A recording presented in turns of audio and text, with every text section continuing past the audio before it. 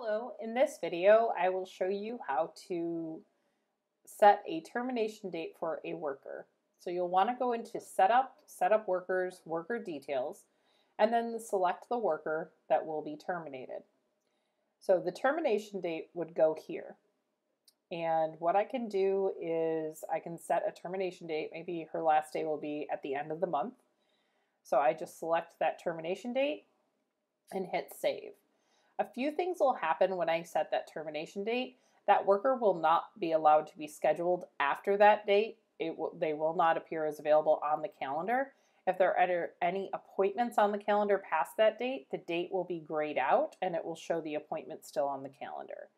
If you do have a circumstance where the worker is terminated and you do not want them to have continued access to the software will make them inactive on the termination date. But if you want that to happen sooner, you would choose today's date as the termination date. You would unselect active login. You would likely want to change their password by putting in a new password here. And then under the other, make sure they don't have allow retail sales schedule or selected. That's not as important. It's just one piece of the step. And then you would go ahead and click Save. That will prevent that worker from being able to perform future logins.